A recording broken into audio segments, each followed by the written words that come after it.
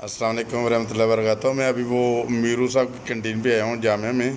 उधर दोस्त हैं, उनसे मैं थोड़ा पूछता हूँ। सर आपका नाम की तड़ा? अच्छा, तुझे कुछ दर्शन लगे सी? अच्छा माशाल्लाह। अच्छा अच्छा, उन्होंने दुआ दे नाल माशाल्लाह। अच्छा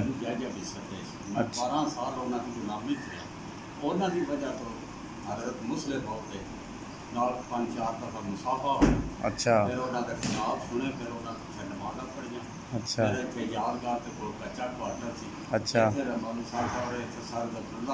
अच्छा अच्छा माशाल्लाह मतलब हाँ। आज देखो हर पास सही रंग भर छड़े और हर एक पिछले टब्बर पे पड़ता है। जेड़े पासे देखो कोई फिक्र ही नहीं, कमी ही कोई नहीं, अल्लाह कोई कमी नहीं। और खलीफा बकर के आर्डर से मैं 7 दफा कार जम गया माशाल्लाह माशाल्लाह। ते खलीफा वक्त ते हुक्म से पासपोर्ट बनया पहला, फिर दूजा भी सैयद महमूद शाह साहब ने बनवा। अच्छा माशाल्लाह। फिर तीसरा भी तक बनया तो 7 दफा गया। इस साल मुड़ जलसे ते जाना इंशाल्लाह। शफकत है ना खलीफतुल मसीह दी।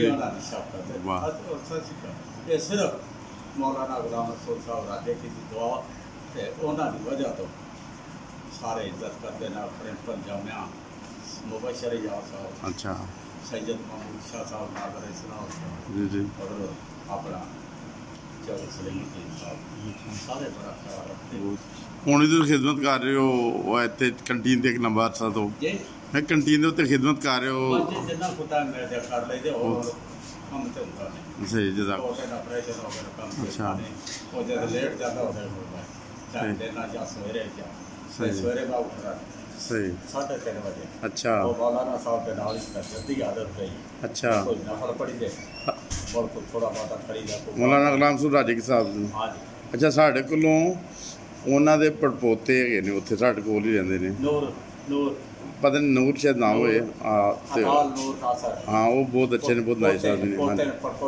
पोते नहीं ਪੋਤੇ ਨੇ ਸ਼ਾਇਦ। वो ਹਾਂ पीछे जी आया सी ਹਾਂ ਹਾਂ ते मैंने फड़ लिया ਅੱਛਾ थोड़ा सा खर्चा पड़ गया। अच्छा। फिर फड़ के ਅੱਛਾ कड़ी लेके दी मैं। अच्छा। अच्छा।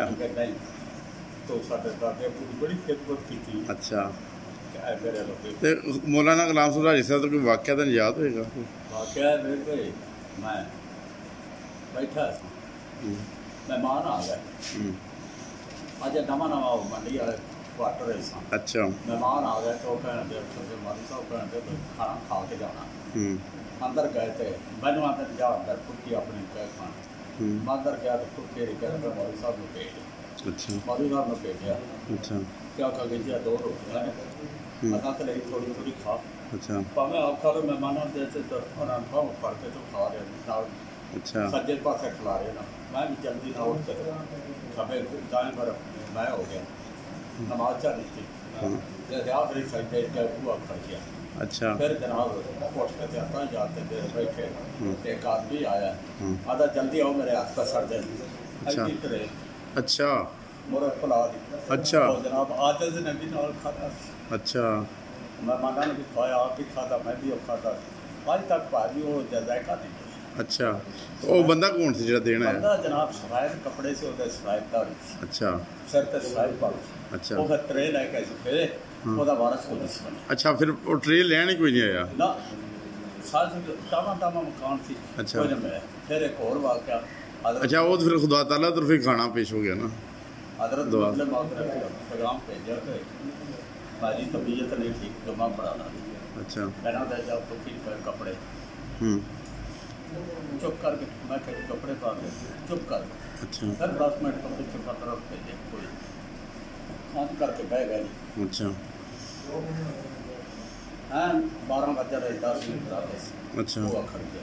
अच्छा कहना था पता किया सफ़ेद दाढ़ी सफ़ेद कपड़े सफ़ेद ही पागल चादर टाइम मतलब चादर ते कमीज लट्ठे दी प्रेस होए ते आखा कि मौलवी साहब मैं तुहाडे तक पहुंचाने सी अच्छा ऐ लो जाके जुम्मा पढ़ाओ अच्छा बस करेगा तो वो को है कौन थी वो कोई पता नहीं चलिया कोई पता नहीं।